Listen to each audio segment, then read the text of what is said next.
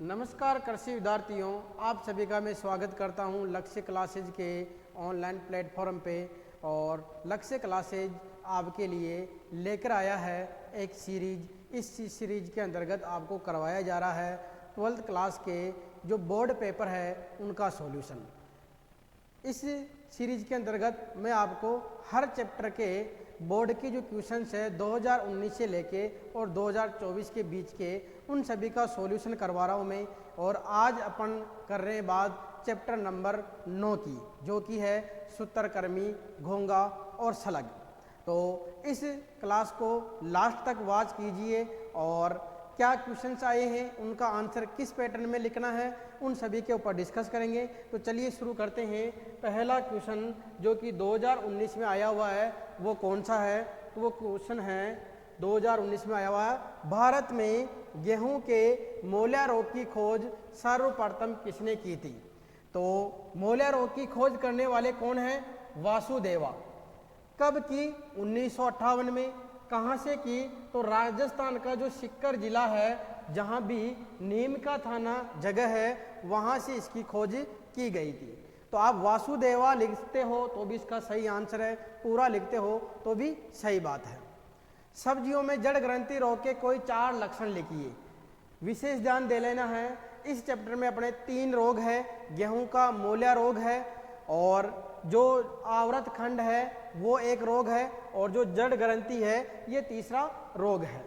तो 3 रोग है। मोला रोग के साथ ही टुंडू रोग है। यदि दोनों को अलग करें तो 2 रोग वो है, एक जड़ ग्रंथि है और एक आवृत खंड यानी जो रोग है वो है लूज समट रोग है।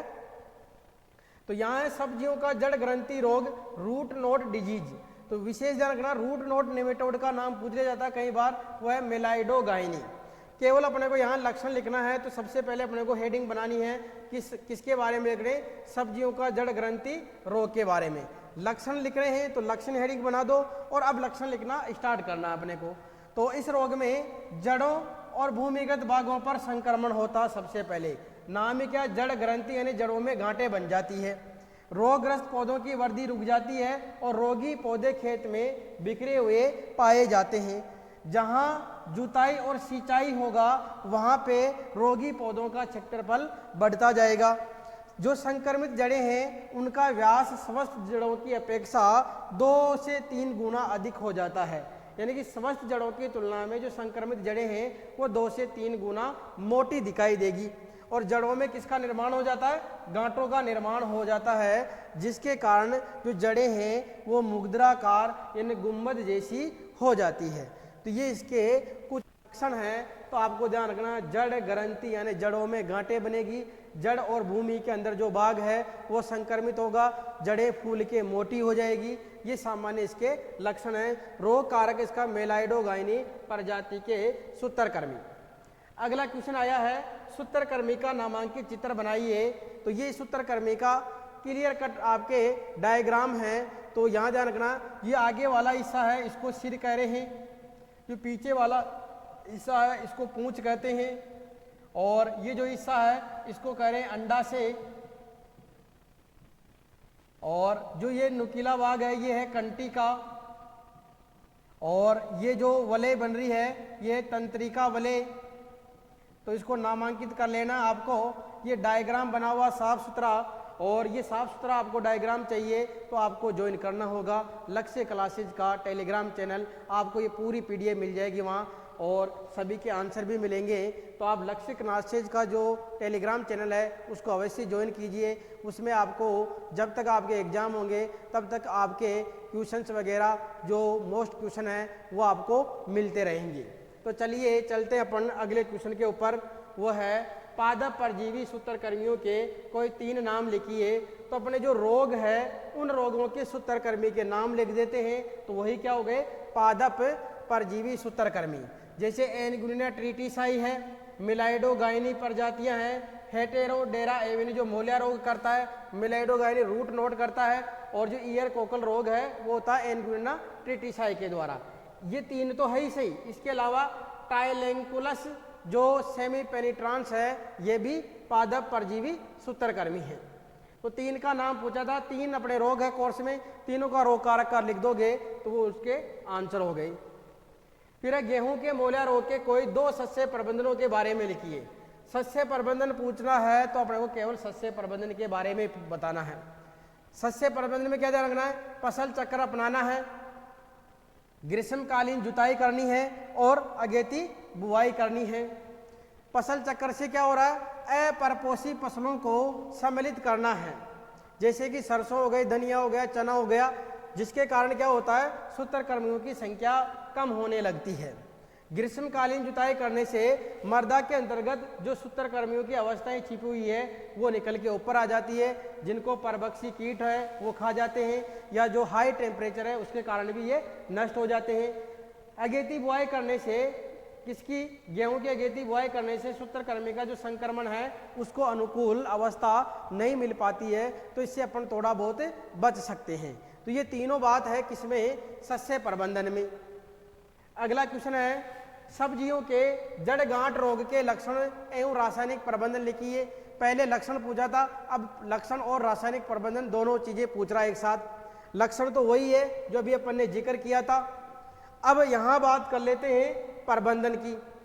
तो रसायनों से बीजों को उपचारित करके जड़ गांठ रोग को कम किया जा सकता है, जैसे कि चने के बीजों को कार्बोफ्यूरॉन, यानी कि सूत्रकृमियों के लिए जो दवा है वो आपको अंडरलाइन कर लेनी है, चाहे कोई सा भी रोग आए, कार्बोफ्यूरॉन है या कार्बोरिल है या एलडी कार्ब है, जैसे कि ये रहा कार्बोफ्यूरॉन भी है, एलडी कार्ब, ये दवाई फिक्स ध्यान रख लेनी है।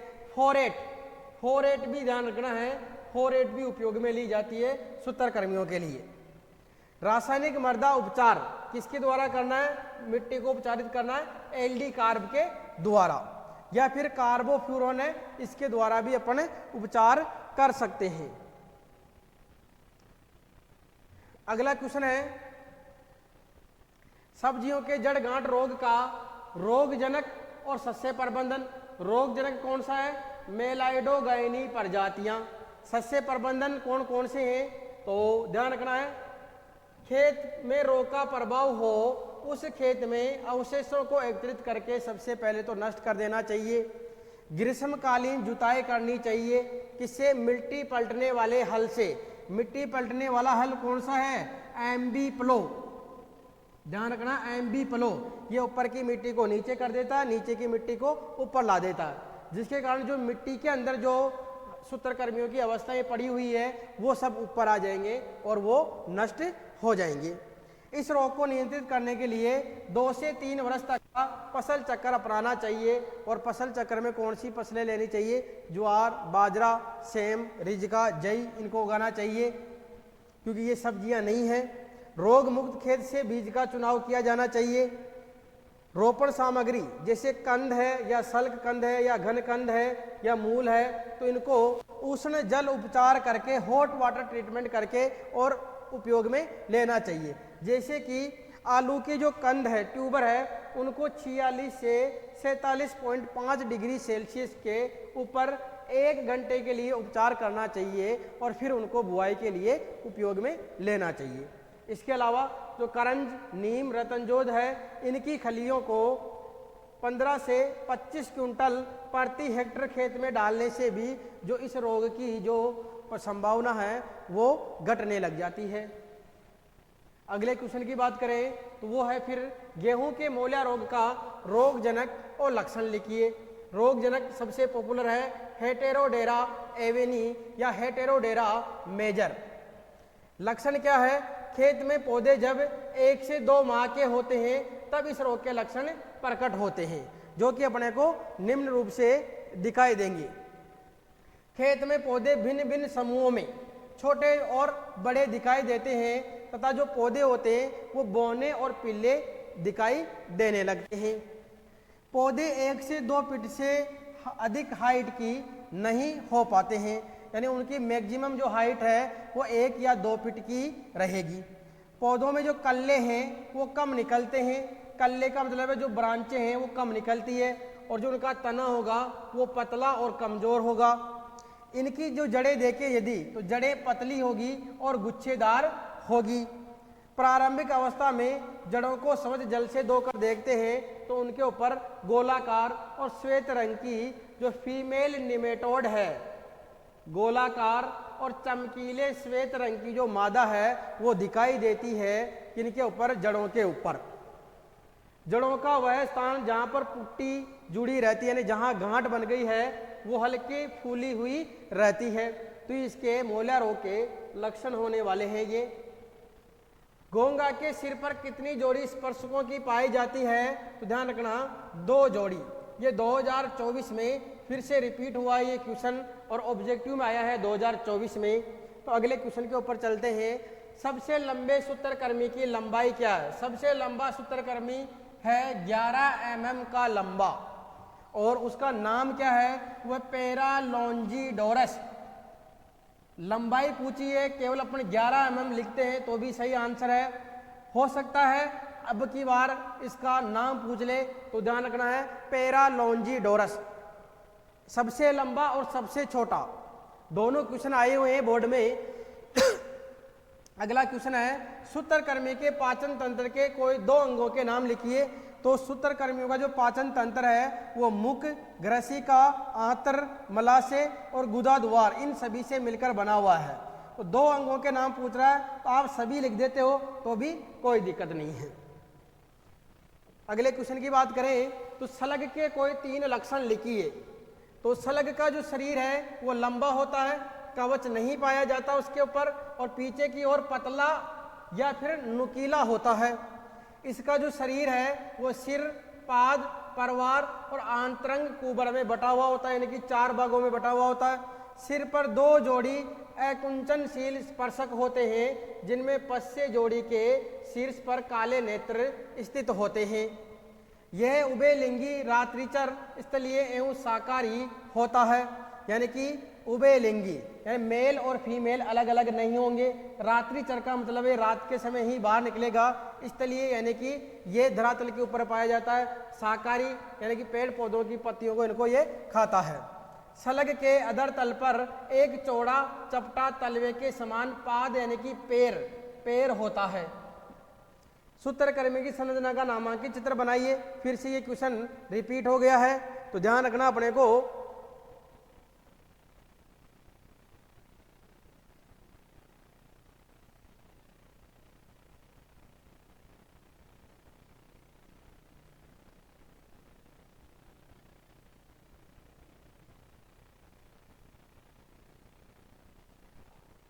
अगले क्वेश्चन की बात करें, घोंघा के कोई 6 लक्षण लिखिए।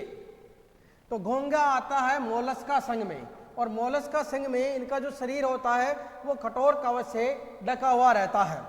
तो इनका शरीर कोमल होता है, द्विपार्श्व और सममित होता है, यानी 2 भागों में बढ़ता है। त्रिस्तरीय यानी कि इनमें 3 आवरण पाए जाते हैं और अखंडी यानी कि कोई खंड नहीं होते हैं। शरीर एक कठोर आवरण से ढका हुआ होता है। शरीर सिर, परवार, पाद और आंतरांग पुंज भागों में विभाजित रहता है। इसमें भी 2 जोड़ी स्पर्शक होते हैं जिनमें से पश्य वाली लंबी जोड़ी है उसके ऊपर नेत्र पाए जाते हैं, दोनों में कॉमन है ये।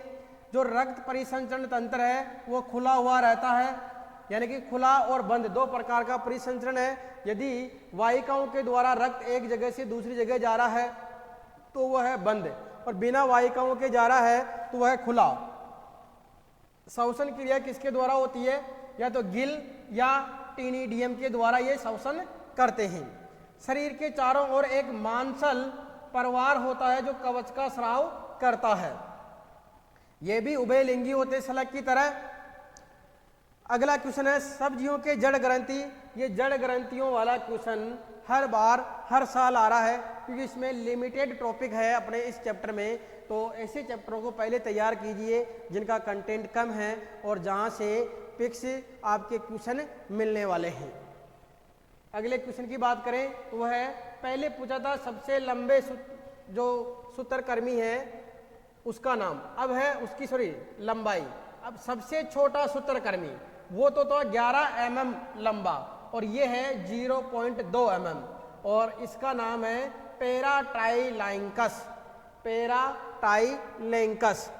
यहाँ से फिर क्वेश्चन आ गया, घोंघा में श्वसन क्रिया किसके द्वारा, या तो गिल या टीनिडियम के द्वारा होती है। अब बात करते हैं 2023 का एक और क्वेश्चन बचा हुआ है, वो है सूत्रकृमि का पौधों पर प्रभाव लिखिए। तो सूत्रकृमि से संक्रमित पौधे पीले हो जाते हैं और उचित वृद्धि नहीं होने के कारण वो बौने रह जाते हैं तथा पौधों में भोजन की कमी के लक्षण प्रकट होते हैं, जैसे जो जड़ें हैं वो पतली हो जाएगी, कमजोर गुच्छेदार हो जाती है, रोगी पौधों में पुष्प कम बनते हैं, पुष्प झड़ने की समस्या बनी रहती है, फल झड़ जाते हैं, फलों की संख्या कम हो जाती है, उनका आकार कम हो जाता है और उनका भार भी कम हो जाता है। सूत्रकृमि की जो अधिकांश प्रजातियां हैं वो जड़ों एवं पौधों के भूमिगत भागों से अपना भोजन ग्रहण करती है, और लेकिन कुछ प्रजातियां ऐसी भी होती है जो पौधे के ऊपरी भागों पर भी आक्रमण करती है, लेकिन अधिकांश कहाँ करेगी, जड़ों और भूमिगत भागों पर। जो पादप परजीवी सूत्रकृमि हैं, ऐसे सूत्रकृमि जो पौधों में रोग उत्पन्न करते हैं या भोजन प्राप्त करते हैं, उनके अंतर्गत एक खोखली सुई की आकार की जो रचना जिसको स्टाइलेट कह रहे हैं, इसकी सहायता से वो अपना भोजन प्राप्त करते हैं और पौधों की कोशिकाओं में प्रवेश करा के और जो कोशिकाओं के अंतर्गत रस है उसको प्रविष्ट करवा देते हैं और फिर लार को वापस तत्वों के साथ घोलकर और सूत्रकृमि अपने शरीर में सोख लेता है। इस प्रक्रिया में पादप कोशिकाएं बहुनाभिकीय यानी एक से अधिक केंद्रक वाली हो जाती है, विशालकाय यानी उनका आकार बढ़ जाता है, जबकि कुछ सूत्रकृमियों में कोशिका जो फूलकर गांठ रूपी संरचना में परिवर्तित हो जाती है, जिसके फलस्वरूप पौधे कमजोर हो जाते हैं। तो आपको ये प्रक्रिया ध्यान रखनी है, प्रभाव ध्यान रखना है। 2024 में क्या क्या क्वेश्चन आए हुए हैं, तो एक तो आया है हेमिक्रिकोनेमेटिड्स प्रजाति का सूत्रकृमि कौन से ग्रुप से रिलेटेड है, तो ये है रिंग सूत्रकृमि। यहाँ से आपको जो सूत्रकृमियों का वर्गीकरण दे रखा है, इसमें से आपको एक क्वेश्चन जरूर 100% आपको 2025 में फिर से मिलेगा, उदाहरण पूछा जाएगा यहाँ से और कुछ जिक्र नहीं करेगा। 2 क्वेश्चन आएंगे आपके ऑब्जेक्टिव के। तो घोंघे के सिर पर स्पर्शक होते हैं, बता दिया मैंने, 2 जोड़ी स्पर्शक होते हैं, जिनमें से पीछे वाला है वो लंबा होता है और उसके ऊपर भी नेत्र पाए जाते हैं। 2 क्वेश्चन तो हो गए आपके ऑब्जेक्टिव के, और एक क्वेश्चन आएगा आपका फिल इन द ब्लैंक्स का, रिक्त स्थान का। तो सामान्यतः जो घोंघे हैं वो आदर और खाली जगह है तो वहां भरना अपने को छायादार। तो घोंघे कहाँ पाए जाते हैं, आदर यानी नम और छायादार स्थानों पर पाए जाते हैं। खारे जल में पाए जाने वाले सूत्रकृमि का नाम लिखिए। तो खारे जल और मृदा में पाए जाने वाले सूत्रकृमि कौन से हैं, कीटोस्टोमा है, क्रोमेडोरा है, डियोंटोस्टोमा है। तो यहां ध्यान रखना है अपने को, इस वर्गीकरण को एक एक उदाहरण तो आपको याद रख के जाना है, जिससे कि आपका लगभग 2 क्वेश्चन तैयार होंगे, ऑब्जेक्टिव और 1 नंबर वाला क्वेश्चन। तो ये आया है 1 नंबर में, तो 2 ऑब्जेक्टिव है आधे आधे नंबर के, 1 खाली स्थान आधे नंबर का और 1 नंबर का है 1 क्वेश्चन। और इसके बाद में आएगा एक बड़ा क्वेश्चन, वह है सब्जियों के जड़ ग्रंथि रोग के प्रबंधन का वर्णन कीजिए। इस बार जड़ ग्रंथि पूछ लिया है 24 में, तो आपको लगभग मान के ये चलना है कि मोलिया रोग से रिलेटेड आपको 2025 में आपको क्वेश्चन देखने को मिलेगा। तो कई बार अपन ने जिक्र कर लिया, ये वापस रिपीट हो गए कई बार ये क्वेश्चन। प्रबंधन हो गया, रासायनिक प्रबंधन हो गया इसका, और एक क्वेश्चन और है, यानी कि आपको कितने मिल गए, 2 तो ऑब्जेक्टिव क्वेश्चन, आप इसको लिख लेना। 2 क्वेश्चन तो इसके एमसीक्यूज के, एक क्वेश्चन है रिक्त स्थान का और 2 क्वेश्चन है, सॉरी एक क्वेश्चन है, एक क्वेश्चन है अति लघुत्तरात्मक यानी कि 1 मार्क्स का, और 2 क्वेश्चन है लघुत्तरात्मक। तो इतने क्वेश्चन मिलने वाले हैं आपको, और वो भी छोटा सा चैप्टर है। तो शलभ का वर्गीकरण क्या है, संघ है इसका मोलस्का, वर्ग है इसका गैस्ट्रोपोडा और गण है इसका पल्मोनेटा, वंश है इसका लाइमेक्स। तो शलभ और घोंघे, घोंघे का वर्गीकरण भी आपको विशेष रूप से याद रख के जाना है, हो सकता अब की बार शलभ की जगह घोंघे का वर्गीकरण पूछ लिया जाए। तो आपको इन सभी क्लासेज को कंटिन्यू वॉच करना है। जैसे ये PYQ का सॉल्यूशन होगा, आपको MCQs और जो अति लघुतरात्मक क्वेश्चन है उनकी भी प्रैक्टिस करवाई जाएगी। तो अब इस चैप्टर में अपने जो जंतु है वो है एक चैप्टर और एक है मछली पालन, यानी कि 2 क्लास और मिलेगी आपको, जिससे कि आपके 2019 से लेके और 2024 के बीच में जितने भी बोर्ड एग्जाम में क्वेश्चंस आए हैं, जिस प्रकार के आए हैं उन्हीं प्रकार का आपको सॉल्यूशन करवा दिया गया है। तो 2 क्लास और आपको मिलेगी। उसके बाद में अपन वापस स्टार्ट करेंगे चैप्टर 1 से MCQs और अति लघुतरात्मक क्वेश्चंस, जिसमें जिस चैप्टर में रिक्त स्थान होगा उसका रिक्त स्थान क्वेश्चंस भी लिया जाएगा। तो इन क्लासेज को आप कंटिन्यू देखते रहिए, और क्योंकि अब आपके एग्ज़ाम आने वाले हैं, कुछ ही समय बचा हुआ है, तो आप प्रैक्टिस कीजिए कि किस किस प्रकार के क्वेश्चंस बन सकते हैं, उनमें अपने को आंसर क्या देना है। तो आपको क्लासेज देखने के लिए धन्यवाद। अपने दोस्तों के साथ शेयर कीजिए। धन्यवाद।